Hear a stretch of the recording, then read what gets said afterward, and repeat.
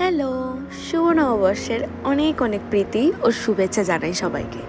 1430টা তো ভালো মন্দ সব কিছু নিয়েই কাটলো। এবার জানি না 1431 কীরকম কাটবে।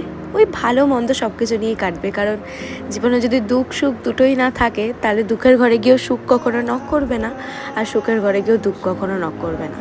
তা সব কিছু মিলিয়েই আমাদের থাকতে হবে। ঠিক সেম সব কিছুর মধ্যে স্কিন কেয়ারটাও মাস্ট বি ইম্পর্টেন্ট। তো ওই কারণে জীবনে তো নানা মানুষের আনাগোনা হতেই থাকবে, কিন্তু স্কিন যদি একবার খারাপ হয়ে যায় ওটা নতুন ভালো হয়ে আর আসবে না। তো ওই জন্য স্কিনটাকে তো ভালোভাবে আমাদের কেয়ার করতেই হবে।